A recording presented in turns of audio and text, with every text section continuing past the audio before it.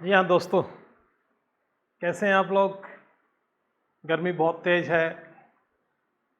कोविड-19 से भी हम लोग संघर्ष कर रहे हैं और इस तेज चिलचिलाती धूप में आप लोगों के धैर्य की प्रतीक्षा घर पर रहते हुए स्टडी करने के दौरान ली जा रही है। तो आज हम अपने चैप्टर को आगे बढ़ाते हैं और जब बात कर रहे थे हम पिछले टर्म पर राष्ट्रपति की, तो राष्ट्रपति की शपथ होने के बाद अब हम बात करेंगे राष्ट्रपति महोदय के बारे में।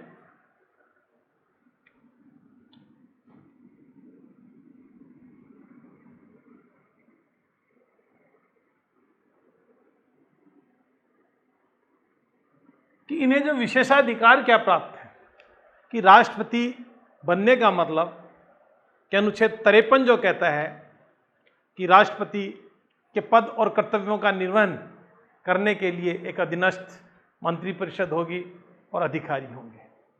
74 भी इसी प्रकार की व्यवस्था करता है। तो यहां फिर काम क्या है राष्ट्रपति का, तो यहां गणराज्य शब्द जो प्रयोग में लिया गया है कि भारत का राष्ट्राध्यक्ष वंशानुगत नहीं होकर जनता द्वारा प्रत्यक्ष या अप्रत्यक्ष रूप से निर्वाचित होगा, एक बात। और उसी के साथ एक दूसरा शब्द है, पहला शब्द क्या काम में लिया है, गणराज्य, और एक शब्द है गण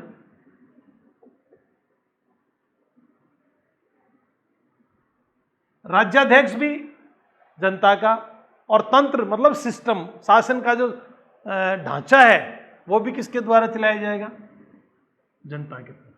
तो जनता के द्वारा जब ढांचा चलाया जाएगा तो एक नाम आती है व्यवस्थापिका,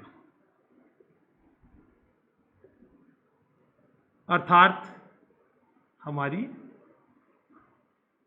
संसद। और संसद के दोनों सदन मिलकर उनके निर्वाचित सदस्य राष्ट्रपति के इलेक्शन में भाग लेते हैं। अब ये दोनों सदन हैं,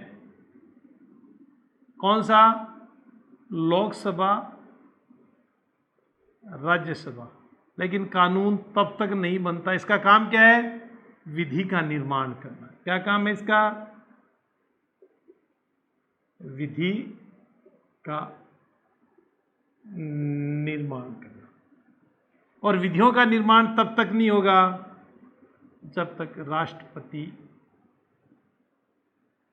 के हस्ताक्षर नहीं होंगे। और जब विदेशों के साथ समझौते किए जाते हैं तो एक राष्ट्रपति के नाम की मोहर लगती है। क्या लगती है, मोहर। उस मोहर पे लिखा क्या होता है, भारत गणराज्य, रिपब्लिक भारत गणराज्य। तो भारत गणराज्य का प्रमुख होने के कारण उन्हें कुछ विशिष्ट अधिकार दिए गए संविधान के द्वारा, जिनके तहत चलते आम नागरिक से उन्हें डिफरेंट किया जाता है, आम नागरिक से उनके बीच में डिफरेंस किया जाता है। तो अनुच्छेद 361 वो 3 तरह के उन्हें विशेष अधिकार प्राप्त किए गए हैं। देखिए, भारतीय संविधान के अनुच्छेद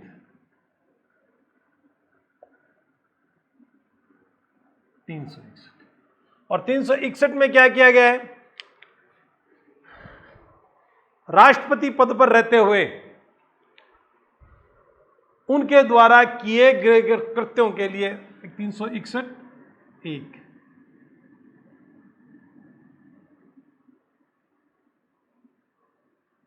कृत्यों के लिए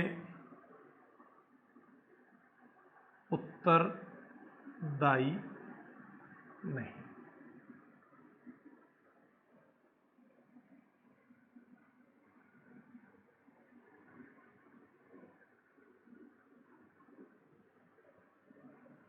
अनुच्छेद 53, अनुच्छेद 74 और अनुच्छेद 78। 78 क्या कहता है कि राष्ट्रपति को समय समय पर प्रधानमंत्री लिए जाने वाले मंत्रिपरिषद द्वारा लिए जाने वाले निर्णयों से अवगत करवाएंगे, अर्थात उनके ऊपर राष्ट्रपति पर कोई जिम्मेदारी नहीं हो। तो कृत्यों के लिए राष्ट्रपति के जिन आदेशों पर साइन होते हैं, जिन विधेयकों पर साइन होते हैं, उसके लिए राष्ट्रपति को कतई दोषी नहीं ठहराया जा सकता। अर्थात राष्ट्रपति द्वारा किए गए कृत्यों के लिए दोषी राष्ट्रपति नहीं है, बल्कि कौन है, अधीनस्थ। कौन है अधीनस्थ, कौन है प्रधानमंत्री। तो ये बात एक 361 361(2) में क्या कहा गया है? 361 पदावधि के दौरान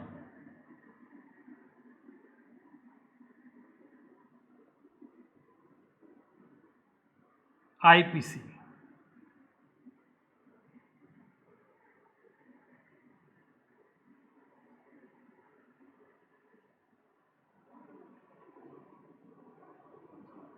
दांडिक कार्यवाही नहीं करेगा। कोई भी न्यायालय उन पर दांडिक कार्यवाही नहीं करेगा। क्यों? अगर उन्होंने दांडिक कार्यवाही करने जैसा कोई कृत्य किया है तो देखिए अनुच्छेद 56 और एक है आर्टिकल 61। क्या कहता है?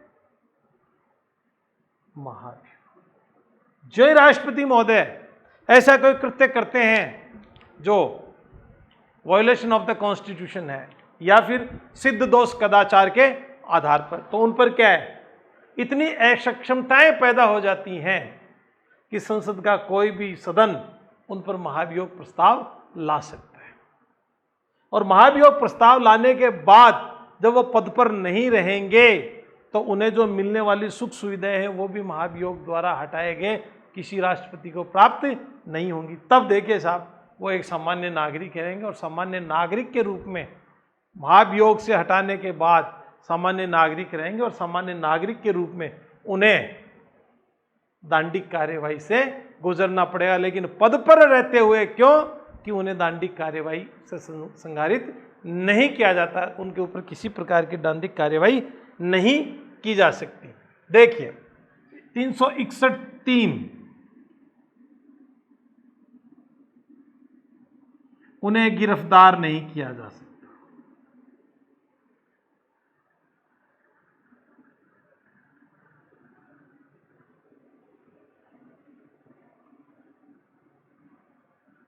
उन्हें गिरफ्तार नहीं किया जा सकता, उन्हें गिरफ्तारी की अनुशंसा नहीं की जा। अर्थात अनुच्छेद 361 ये कहता है कि अपने पद पर रहते के दौरान राष्ट्रपति को किसी भी सूरत में गिरफ्तार नहीं किया जाएगा। जो ही अगर राष्ट्रपति को गिरफ्तार किया गया तो ये मान लीजिए उस देश में एक तरह से जैसे अपना पड़ोसी मुल्क है पाकिस्तान, सेना तुरंत तख्ता पलट कर देती है और यहाँ गिरफ्तार करने पे तख्ता पलट की सिचुएशन आ जाएगी। ऐसी कभी नहीं है। ये कारण कि भारत एक स्वस्थ और विशुद्ध प्रजातंत्र वाला देश है। क्यों? कि वहाँ की सत्ता हमेशा चुनाव और निर्वाचन के माध्यम से 18 वर्ष की उम्र प्राप्त वयस्क मताधिकार के द्वारा परिवर्तित सत्ता हुई है, जबकि पड़ोसी मुल्क पाकिस्तान में हमेशा सेना के हस्तक्षेप से वहाँ पर तख्ता पलट किया गया है। जैसा न्यूजीलैंड का एक देश था, 1999 की बात है, 2001 जॉर्ज स्पेट और महेंद्र सिंह चौधरी। तो महेंद्र सिंह चौधरी को वहां पे गिरफ्तार कर लिया गया और गिरफ्तार करने के बाद में सत्ता का तख्ता पलट कर दिया गया और जॉर्ज स्पेट फिजी के स्वयं प्रधानमंत्री बन गए। तो इस प्रकार की स्थिति में राष्ट्रपति सम्मानित पद है, देश का गौरव है, देश का प्रमुख पद है, इसलिए इनकी विशेष गार्ड राष्ट्रपति गार्ड होती है जो राष्ट्रपति भवन में रहती है। तो यहाँ ये किया किसी भी सूरत में इन्हें गिरफ्तारी के लिए नियुक्त नहीं किया जा सकता, गिरफ्तारी वारंट नहीं जारी किया जा सकते। हाँ, कई बच्चे ये कह सकते हैं कि पिछले दिनों राष्ट्रपति महोदय को क्वारंटाइन रहे थे वो राष्ट्रपति भवन में। क्यों? कि किसी सिनेमा तारिका की पार्टी के अंदर कुछ लोग राष्ट्रपति महोदय के भी नज़दीक आए थे, इसलिए उन्हें क्वारंटाइन किया गया था, लेकिन वो गिरफ्तार नहीं किया गया था। चलिए आगे बढ़ते हैं। इस प्रकार जब विशेषाधिकार प्राप्त होते हैं तो यहाँ ये स्पष्ट है कि इन विशेषाधिकारों के पीछे भी मंत्रिपरिषद ही जिम्मेदार रहती है। तमाम कार्य मंत्रिपरिषद के द्वारा किए जाते हैं, इसलिए मंत्रिपरिषद किसके प्रति जिम्मेदार है? लोकसभा में। क्यों? कि मंत्रिपरिषद तब तक जिंदा है जब तक कि लोकसभा में उसका बहुमत बना हो। अब आगे बढ़ने से पहले एक बात और सोच लेते हैं। कि मंत्रिपरिषद, क्योंकि कार्यपालिका में जब कितने आदमी मिलते हैं, राष्ट्रपति, उपराष्ट्रपति,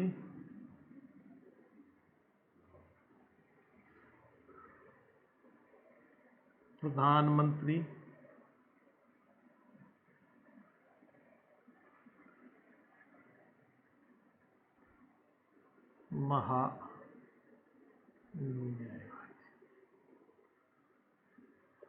ये भारत की क्या है,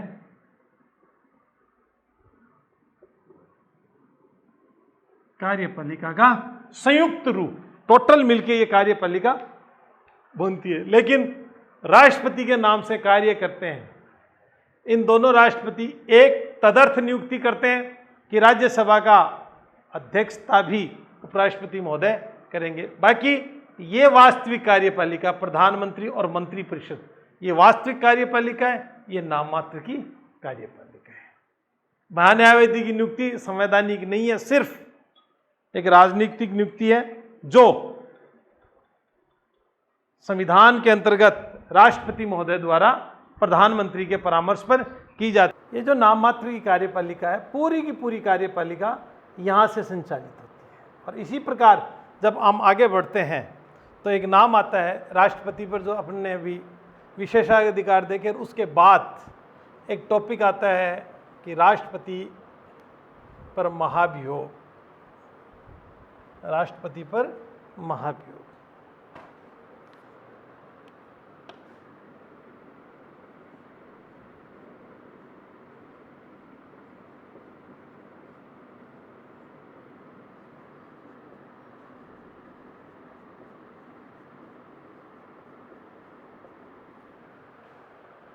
राष्ट्रपति पर महाभियोग। अब ये जो राष्ट्रपति पर जो महाभियोग है,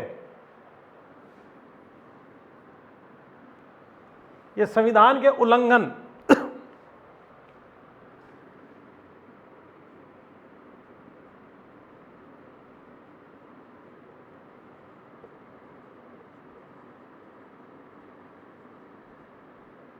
उल्लंघनिया, एक शब्द मान लीजिए, कदाचार, सिद्ध दोष कदाचार के आधार पर संविधान के किस अनुच्छेद में, इसका वर्णन जो है वो संविधान के अनुच्छेद 56 में दिया गया। और 56 में भी क्लॉज है,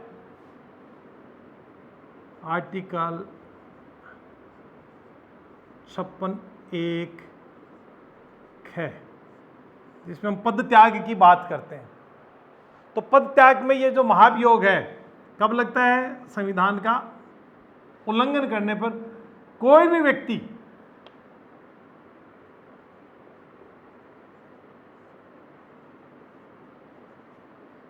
व्यक्ति मतलब संसद सदस्य,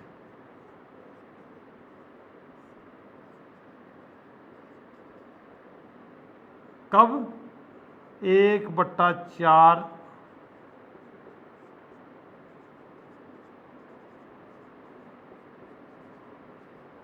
हस्ताक्षर।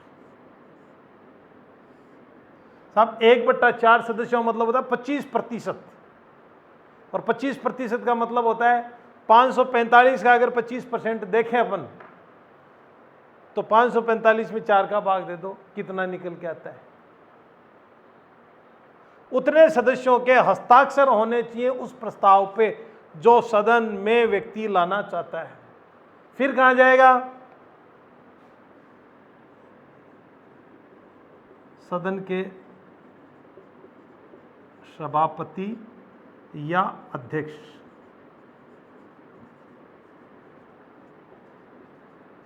और किस रूप में जाएगा, गुप्त रूप में जाएगा।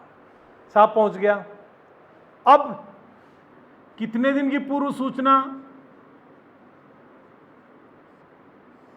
पूरे सदन को राष्ट्रपति को 14 दिन की पूर्व सूचना के साथ ये यहां क्या स्टार्ट हो जाता है, ये तो लगाया जाता है अभियोग, किसमें, आर्टिकल 56(1) ख में, और यहां से क्या प्रारंभ हो जाती है उसकी प्रक्रिया, और प्रक्रिया किस में है, अनुच्छेद 61 में। और मैं आपको यहां बता दूं बहुत सामान्य शब्दों में, बहुत से बच्चे और बहुत सी गाइडें और बहुत से शिक्षकगण कई बार ये गलतियां कर जाते हैं कि महाभियोग, राष्ट्रपति, उपराष्ट्रपति, सर्वोच्च न्यायालय का मुख्य न्यायाधीश, निर्वाचन आयोग का अध्यक्ष और एक नियंत्रक एवं महालेखा परीक्षक, इन सब पे लगता है। यहाँ स्पष्ट है कि महाभियोग अनुच्छेद 61 में जो प्रक्रिया है वो सिर्फ और सिर्फ राष्ट्रपति पे है। और मैं बताते वक्त आगे आपको जो चलता जाऊंगा मैं आपको यहाँ 1/4 सदस्य के हस्ताक्षर किसमें चाहिए? सिर्फ राष्ट्रपति में चाहिए, अन्यों में नहीं चाहिए। सिर्फ राष्ट्रपति में चाहिए, अन्यों में नहीं चाहिए। अब देखिए साहब, हम एक जगह ये कहते हैं कि महाभियोग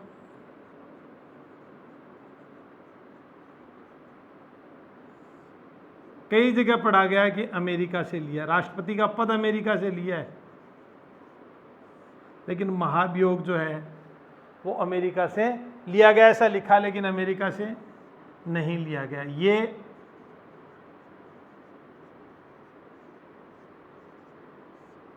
आयरलैंड के संविधान से लिया गया और संविधान का अनुच्छेद 12(10) राष्ट्रपति को पद से हटाने की प्रक्रिया का उल्लेख भारत के संविधान के समकक्ष कौन सा करता है? कौन सा करता है? आयरलैंड करता है, अमेरिका नहीं करता। अब अमेरिका क्यों नहीं करता है, इस चीज़ को आप यहाँ स्पष्ट कीजिए। तो यहाँ एक बड़े विश्वास के साथ आप लोगों के साथ साझा कर रहा हूँ कि अमेरिका के अंदर सिर्फ और सिर्फ अमेरिका की जो संसद है उसे क्या बोलते हैं? कांग्रेस। क्या बोलते हैं? कांग्रेस। भारत में संसद के किसी भी सदन में राष्ट्रपति पर महाभियोग का प्रस्ताव लाया जा सकता है, लेकिन यूएसए में, अमेरिका में सिर्फ HR प्रतिनिधि सदन में, सिर्फ और सिर्फ किस में आता है? प्रतिनिधि, हाउस ऑफ रिप्रेजेंटेटिव जो है, जो राज्यों का प्रतिनिधित्व करने वाला सदन है, उस सदन में ही राष्ट्रपति पर महाभियोग का प्रस्ताव आता है, जबकि भारत के दोनों सदनों में लाया जाता है। एक दूसरी चीज, अगर एक सदन अभियोग लगाता है उस पर, तो दूसरा सदन क्या करता है? न्याय समिति का काम करता है। भारत में क्या करता है? न्याय समिति का काम करता है। लेकिन अमेरिका में हाउस ऑफ रिप्रेजेंटेटिव्स में अभियोग लगता है तो सीनेट जो है वो न्याय समिति का काम करती है, और न्याय समिति के रूप में कार्य करने से पहले सीनेट के प्रत्येक सदस्य को शपथ लेनी पड़ती है। सीनेट के प्रत्येक सदस्य को शपथ लेनी पड़ती है, और शपथ किस बात की? कि हम किसी भी प्रकार का कोई पक्षपात या भेदभाव नहीं करेंगे। जबकि भारत में किसी प्रकार की न्याय समिति के रूप में कार्य करने वाले दूसरे सदन के सदस्यों को कोई शपथ नहीं लेनी पड़ती। इस प्रकार की साम्यता जो है वो अमेरिका के संविधान के काफ़ी नज़दीक नहीं है, जबकि वो किसके नज़दीक है? आयरलैंड के संविधान के काफ़ी नज़दीक है। तो कोई भी सांसद सदस्य 1/4 सदस्यों के हस्ताक्षरित सदन के सभापति अध्यक्ष के पास गुप्त रूप से, अगर वो पहले डिक्लेयर हो गई या घोषित हो गई, तो वो महाभियोग की श्रेणी में काउंट नहीं होगी। जैसा कि वेंकटैया नायडू के समक्ष राज्यसभा में प्रस्ताव आया था दीपाकरण के लिए, तो वो प्रस्ताव गुप्त नहीं रह पाने के कारण उसे हटा दिया गया था। वो प्रस्ताव लाया ही नहीं गया था पद से हटाने के लिए। फिर महाभियोग की प्रक्रिया, तो 14 दिन के पूर्व नोटिस किसको? राष्ट्रपति जी को 14 दिन का पूर्व नोटिस दिया जाता है, और नोटिस में ये लिखा जाता है साहब कि आप या तो स्वयं महाभियोग पर होने वाली बहस में उपस्थित हों या अपने प्रतिनिधि। बहस में स्वयं या अपने प्रतिनिधि।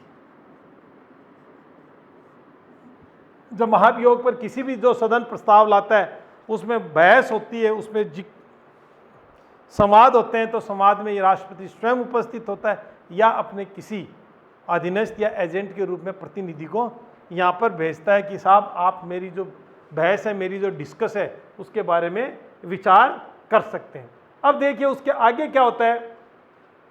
जब एक सदन उस पर डिस्कस करता है, जब एक सदन उस पर बहस करता है, बहसबाजी के बाद जब व्यवस्थापिका के दोनों सदन किसी भी विधेयक या किसी भी प्रस्ताव पर मतदान करते हैं, तो देखिए मित्रों, राष्ट्रपति पर जब मतदान होता है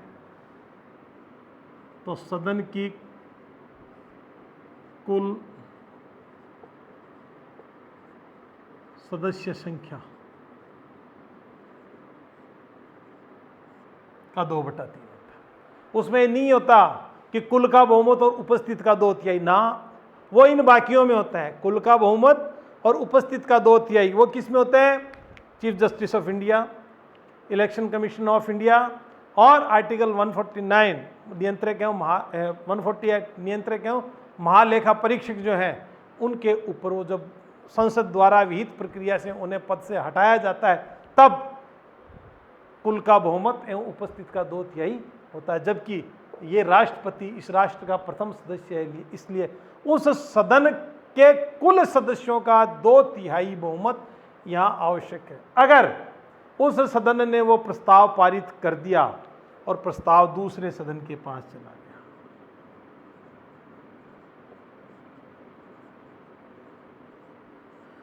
और दूसरा सदन उस पर एक न्याय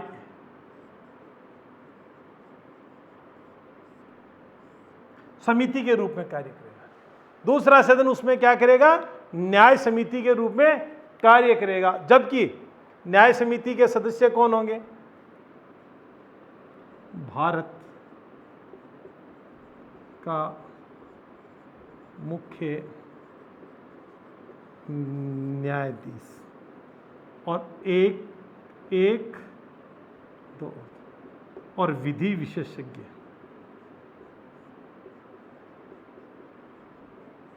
और दोनों किसके समकक्ष होंगे? न्यायाधीश के समकक्षी। अब साहब जब न्याय समिति के रूप में कार्य करता है, बहुत शानदार सी चीज है, और न्याय समिति के रूप में कार्य जब करता है, तब राष्ट्रपति पर लगाए गए वो गंभीर आरोप जिनकी वजह से अनुच्छेद 56(1) ख में उन पर महाभियोग प्रस्ताव लाया गया, उनकी जांच करते हैं। जांच के बाद समिति अपना फैसला देती है, और समिति फैसला देने के बाद वह सदन, कौन सा? न्याय समिति होता, अगर अपने 2/3 बहुमत से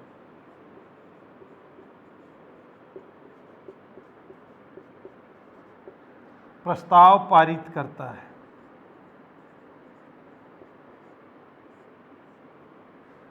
तब राष्ट्रपति का पद स्वतः खाली हो जाता है।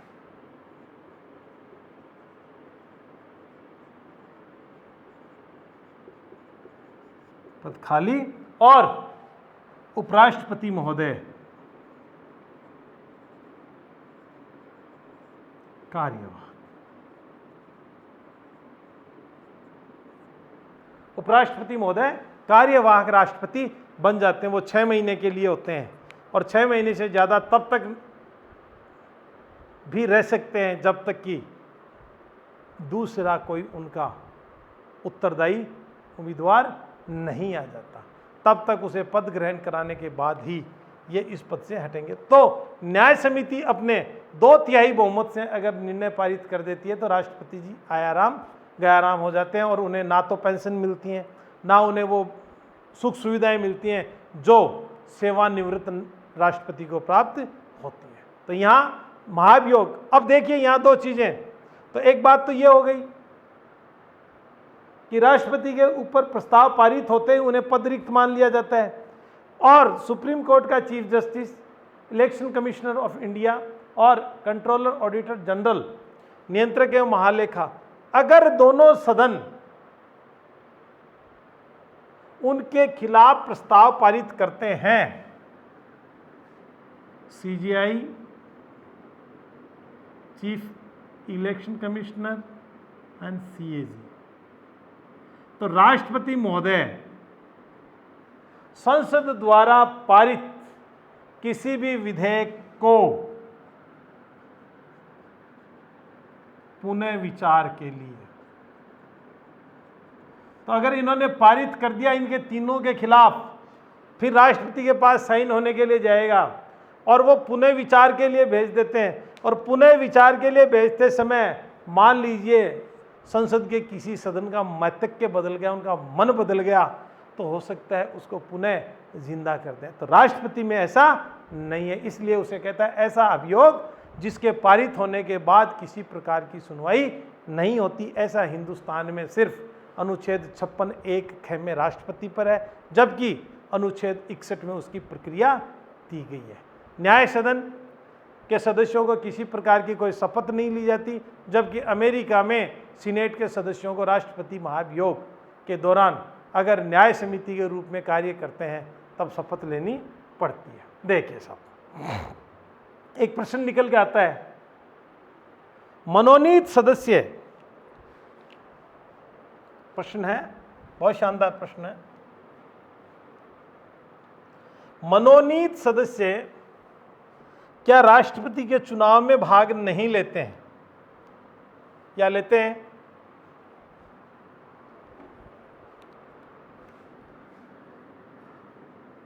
मनोनीत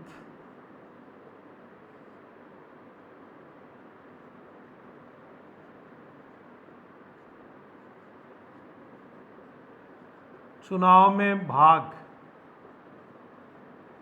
नहीं लेते।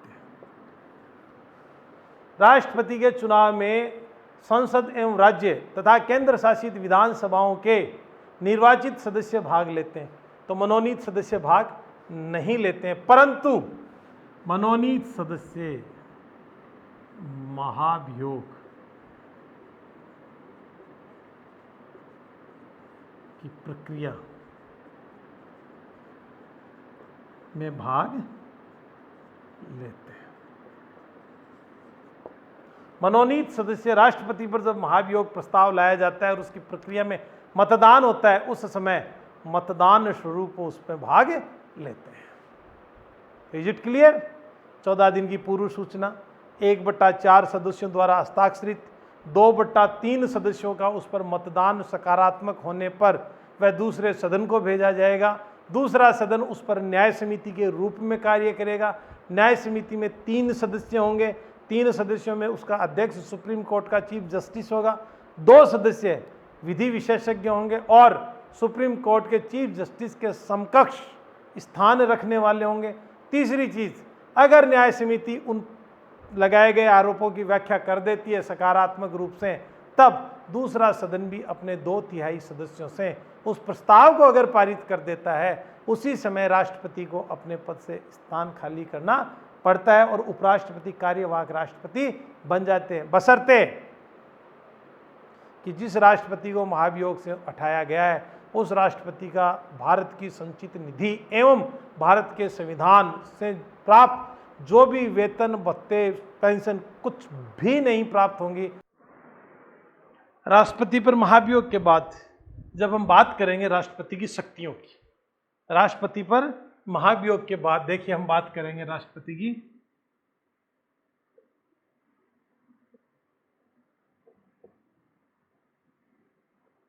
शक्तियों की। जब शक्तियों की बात करेंगे तो राष्ट्रपति के पास, अभी हम कह रहे थे कि राष्ट्रपति को किसी भी कार्य के लिए दोषी नहीं ठहराया जा सकता। तो हम यूँ क्यों नहीं कह सकते कि राष्ट्रपति के पास कोई शक्तियाँ ही नहीं है? तमाम शक्तियाँ प्रधानमंत्री और मंत्रिपरिषद के पास होती हैं। ऐसी बातें कहने से पहले हमें कई बार ये सोचना पड़ेगा कि राष्ट्रपति के पास, देखिए पहली जब शक्ति की बात करेंगे हम,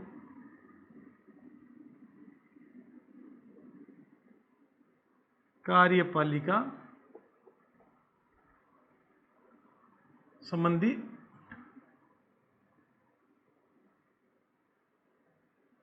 शक्ति, और कार्यपालिका में कौन है? राष्ट्रपति, उपराष्ट्रपति, प्रधानमंत्री, मंत्री परिषद और महान्यायवादी। ये इस कार्यपालिका का जो सिस्टम है, उस कार्यपालिका में एग्जीक्यूटिव जो है उसमें ये लोग शामिल होते हैं। अब देखिए कार्यपालिका की बात करेंगे तो 53 में कार्यपालिका प्रमुख होने के नाते अनुच्छेद 53 किसकी बात करता है? कार्यपालिका शक्ति की बात करता है। अनुच्छेद 53 क्या करता है? कार्यपालिका शक्ति की बात करता है। और कार्यपालिका क्या होती है कि व्यवस्थापिका द्वारा बनाए गए जितने भी नियम और कानून कायदे हैं उन सबको कार्यपालिका का काम है कार्यों को लागू करना, बनाए गए कृत्यों को पूरा करना। और यहां एक चीज आ जाती है निकलकर स्पष्ट रूप से कि बहुत कि अनुच्छेद 53 कार्यपालिका शक्ति और 53 एक राष्ट्रपति अपने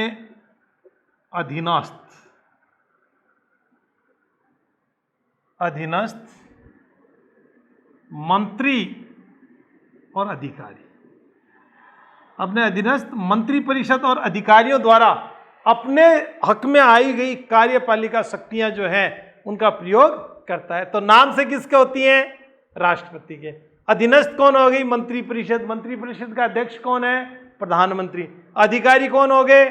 जो मंत्रियों के अधीन सचिवालय स्तर के जो सचिव हैं उन्हें क्या कहते हैं? अधिकारी कहते हैं। तो कह रहे हैं मतलब नाम राष्ट्रपति का और काम किसने करना है? मंत्री परिषद और मंत्री परिषद से संबंधित जितने भी अधिकारी हैं उनके द्वारा इन कार्यों को संपन्न किया जाएगा। अब देखिए आगे क्या कहते हैं? 77(1) ये 53 हो गया, 53(1) हो गया। अनुच्छेद 77(1) भारत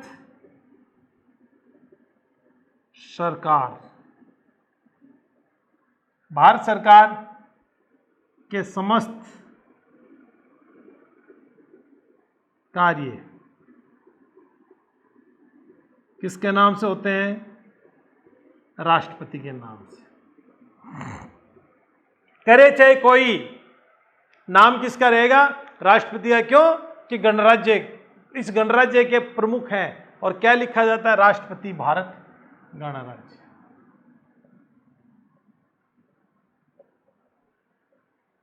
अर्थात पूरी की पूरी वो बातें जो राष्ट्र प्रमुख के नाम से को संबोधित करते हुए संपन्न की जाती है, इसलिए उसे क्या कहते हैं? कार्यपालिका शक्तियों का संपादन राष्ट्रपति के द्वारा की जाएंगे। भारत सरकार का प्रशासनिक कार्य किसका? भारत सरकार।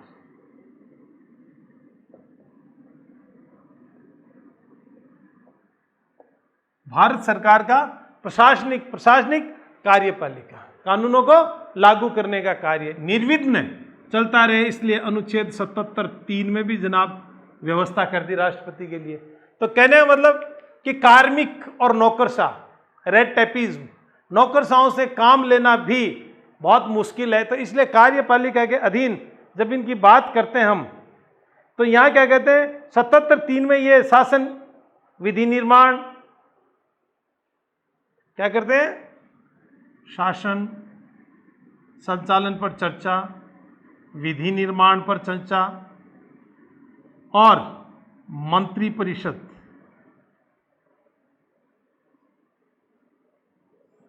से चर्चा कर सकते हैं। मंत्री परिषद से चर्चा, अनुच्छेद 78 प्रधानमंत्री समय समय पर राष्ट्रपति के साथ वार्ता करने के लिए उनके आवास पर जाते हैं और वहां पे कुछ बातें ऐसी आपस में कहते हैं कि राष्ट्र को इस प्रकार के कानूनों की आवश्यकता है, राष्ट्र को इस प्रकार की व्यवस्थाओं की जरूरत है, राष्ट्र को इस प्रकार के शासन संचालन की जरूरत है। उस समय इनके आपस में परामर्श होते हैं और परामर्श को मुख्य जामा कहाँ पहनाया जाता है? विधानमंडल में, अर्थात संसद में, अर्थात व्यवस्थापिका में। और व्यवस्थापिका द्वारा बनाए गए नियम और कानूनों को लागू करने का काम किसका है?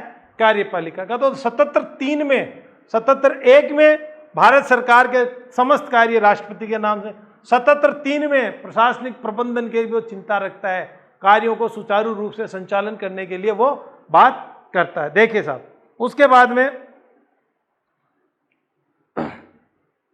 और ये कब के हैं, अब भारत सरकार के जो मंत्रियों के इनके कार्य आवंटन करते हैं, तो भारत सरकार कार्य आवंटन नियम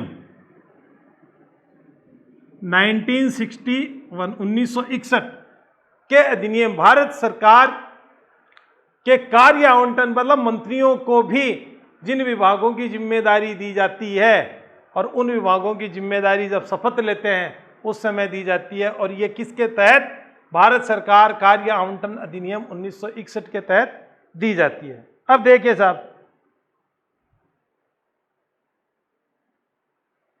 1988 में एक केस हुआ था,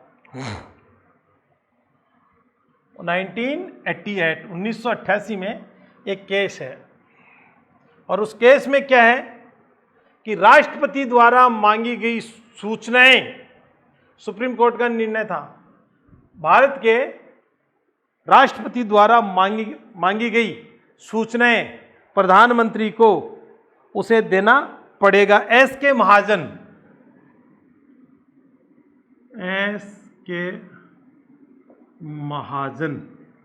बनाम स्टेट ऑफ महाराष्ट्र, यह मामला था एस के महाजन बनाम state of Maharashtra, 1988 supreme court. तो सुप्रीम कोर्ट, क्योंकि राष्ट्रपति कार्यपालिका प्रमुख होने के कारण जिन विषयों पर सूचना चाहेगा वो प्रधानमंत्री सुप्रीम कोर्ट के फैसले के अनुसार एस के महाजन वर्सेस स्टेट ऑफ महाराष्ट्र के वाद में राष्ट्रपति को प्रधानमंत्री उपलब्ध करवाएगा, ऐसा सुप्रीम कोर्ट के द्वारा लिया गया निर्णय है। उसके बाद में राष्ट्रपति को ये मैं बार बार कह रहा हूं 78 कार्य पालन एवं विधायन की सूचना कौन देता है,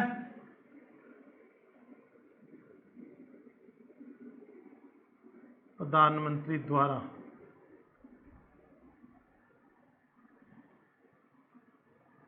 अनुच्छेद 78 समय समय पर प्रधानमंत्री द्वारा राष्ट्रपति को कार्यपालन यानी व्यवस्था किस प्रकार चल रही है, नीति जो बन गई है उन नीतियों का क्रियान्वयन किस प्रकार हो रहा है, उनका इंप्लीमेंटेशन किस प्रकार हो, और विधायन कि नए नए जो विधेयक हैं वो कौन से हैं जो राष्ट्र की आवश्यकता के अनुसार, 3 तलाक विधेयक है, जम्मू एंड कश्मीर और लेह लद्दाख का विधेयक है, ये इस प्रकार के जो विधेयक हैं वो समय समय पर प्रधानमंत्री महोदय द्वारा राष्ट्रपति को बताए जाते हैं, किसमें, अनुच्छेद 78 के चलते। अनुच्छेद 78 में इस प्रकार की व्यवस्था की गई है कि प्रधानमंत्री ऐसे समस्त विषयों पर राष्ट्रपति को सूचना दे, और इस प्रकार 78(3) में एक व्यवस्था है, 78(3) में कुछ विषय ऐसे हैं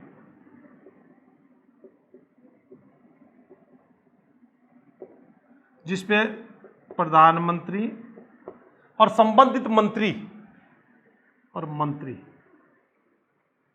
दोनों ने क्या नहीं किया, विनिश्चय नहीं किया, दोनों ने दिमाग नहीं लगाया और उस पर ध्यान नहीं किया। ऐसे विषय पर भी राष्ट्रपति प्रधानमंत्री से जानकारी प्राप्त कर सकते हैं। 78(3) में ऐसे वो विषय जिन पे मंत्री और इन दोनों ने अगर नहीं किया तो ऐसे में 78(31) तो ये चीजें जो हैं यहां समझ में आती हैं कि राष्ट्रपति और प्रधानमंत्री जो हैं दोनों समय समय पर मिलते हैं और कार्यपालन से संबंधित या कार्यपालिका के व्यवहार से संबंधित समस्त बातों की जानकारी एक दूसरे को आदान प्रदान की जाती है। उसके बाद देखो नियुक्ति करने का अधिकार। क्या अधिकार? कार्यपालिका में नियुक्ति।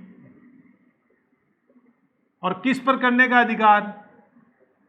संवैधानिक पदों पर। तो सबसे महत्वपूर्ण नियुक्ति किसकी है? प्रधानमंत्री। कौन व्यक्ति प्रधानमंत्री होगा? जो लोक सदन में बहुमत प्राप्त दल का नेता होगा वो क्या कहलाएगा? प्रधानमंत्री होगा। और प्रधानमंत्री किस में? अनुच्छेद 75(1) में। अनुच्छेद 75(1) में राष्ट्रपति के द्वारा प्रधानमंत्री की नियुक्ति की जाती है। और कौन होगा? लोकसभा में बहुमत। और इस बहुमत को क्या कहते हैं? जादुई आंकड़ा। जादुई आंकड़ा। ये कई बार ऐसे चांस हुए कि जादुई आंकड़ा मिले, नहीं तो गठबंधन की या मिलीजुली खिचड़ी वाली सरकार। तो लोकसभा में जिस दल को बहुमत प्राप्त होता है उस बहुमत प्राप्त दल के नेता को प्रधानमंत्री के रूप में शपथ दिलाते हैं। अब यहां देखिए, प्रधानमंत्री के सहयोग से मंत्रियों को। अब यहां बात आती है कि शपथ किसकी दिलाते हैं? मंत्री पद की, न कि विभाग की। मंत्री को जब शपथ दिलाते हैं तो उस शपथ में मैं फला फला विभाग का कहीं उल्लेख नहीं होगा कि मैं विधि के समक्ष, भारतीय संविधान के समक्ष है, तो ये चीजें उसमें लिखी जाती हैं। तो विधि के समक्ष मतलब मंत्री पद की शपथ उसमें दिलाई जाती है, न कि उसको विभाग की शपथ दिलाई जाती है। उसके बाद में देखिए साहब, भारत का महान्यायवादी अनुच्छेद 76 महान्याय।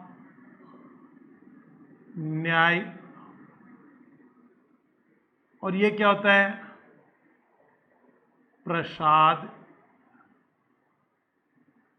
पर्यंत। और वेतन भी निगोशिएशन, समझौते से होते हैं, उनकी आपस में जो बातचीत होती है उसके आधार पर इनका वेतन भी तय कर लिया जाता है। उसके बाद में आता है chief justice of India, CJI, Bharat का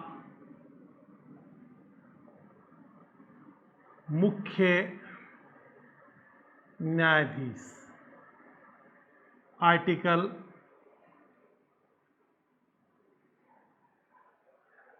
'तो भारत के वरिष्ठतम न्यायाधीश को भी, सर्वोच्च न्यायालय के मुख्य न्यायाधीश को भी शपथ अनुच्छेद 124 में कौन दिलाता है? राष्ट्रपति दिलाता है। और उसके बाद में 148 CAG, नियंत्रक महालेखा परीक्षक, इनकी साहब नियुक्ति भी करता है और इन्हें शपथ भी राष्ट्रपति दिलाता है। इनका काम क्या होता है? राज्य सरकार द्वारा की गई ऑडिट जो है उस ऑडिट का पुनः निरीक्षण करने का कार्य करवाने का कार्य इनका है। उसके बाद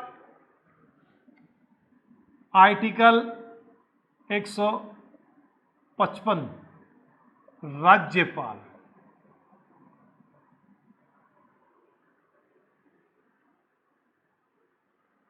राज्यपाल की नियुक्ति प्रांतों में या राज्यों में केंद्र के प्रतिनिधि के रूप में जो राज्यपालों की नियुक्ति की जाती है वो एक सिस्टम का पार्ट है कि सरकारें बदलती हैं तो राज्यपालों को भी लाजमी सी बात है कि उन्हें बदलना पड़ता है।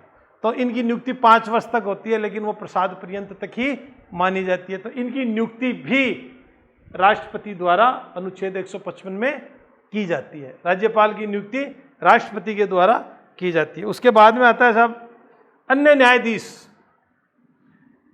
217। कौन से न्यायाधीश? जो उच्च न्यायालयों के, राज्यों के जो उच्च न्यायालय, उनके जो मुख्य न्यायाधीश हैं, उन न्यायाधीशों की नियुक्ति भी राष्ट्रपति के द्वारा की जाती है, लेकिन उन्हें शपथ राज्यपाल महोदय द्वारा दिलवाई जाती है। ठीक है साहब। 217 उच्च न्यायालय, स्टेट मतलब राज्यों में, राज्यों के उच्च न्यायालय जो है, उन न्यायालयों के मुख्य न्यायाधीश जो होती हैं, उनकी नियुक्ति इन्हें दिलवाई जाती है। अनुच्छेद 239 लेफ्टिनेंट गवर्नर, उपराज्यपाल, आर्टिकल 200। केंद्र शासित प्रदेश जहाँ है, केंद्र शासित जो प्रदेश है, वहाँ पर गवर्नर की जो उप राज्यपाल या लेफ्टिनेंट गवर्नर की जो नियुक्ति की जाती है, वो किसके द्वारा की जाती है? राज्यपाल, राष्ट्रपति के द्वारा की जाती है। और 239(2) में एक और व्यवस्था है 239(2). इस 2 का मतलब है कि इस राज्यपाल को एक राज्य के साथ जो नज़दीकी है, दूसरे राज्य के भी राज्यपाल के रूप में कार्यभार सौंपा जा सकता है। तो नियुक्ति संवैधानिक पदों में पहले प्रधानमंत्री 75(1), फिर प्रधानमंत्री एवं अन्य मंत्रियों की नियुक्ति करवाता है, उन्हें शपथ दिलाता है, मंत्री पद की शपथ दिलाता है, न कि उसके विभाग की शपथ दिलाता है। और प्रधानमंत्री किसे बनाता है? लोकसभा में जो बहुमत प्राप्त करता है, अर्थात जादुई आंकड़ा प्राप्त करता है उसे। महान्यायवादी 76 में प्रसाद पर्यंत तक होता है, वेतन भी उनका इनके द्वारा तय किया जाता है। CGI की 124 में, फिर नियंत्रक एवं महालेखा परीक्षक की 148 में नियुक्ति भी करता है, उसे शपथ भी दिलाता है। 155 में राज्यपाल की नियुक्ति करता है केंद्र के प्रतिनिधि के रूप में। 217 में उच्चतम न्यायालय अर्थात राज्यों के जो उच्च न्यायालय हैं, उनके न्यायाधीशों की नियुक्ति करता है। 239 में उपराज्यपालों की नियुक्ति करता है, तथा 239(2) में राष्ट्रपति महोदय एक उपराज्यपाल को या लेफ्टिनेंट गवर्नर को एक से अधिक राज्यों का दायित्व भी सौंप सकते हैं। ये उनके विशेषाधिकारों में आते हैं, उनके अधिकारों में आते हैं, उनकी नियुक्तियों के तहत माने जाते हैं। इस प्रकार से हम कह सकते हैं कि राज्यपाल को ये अधिकार प्राप्त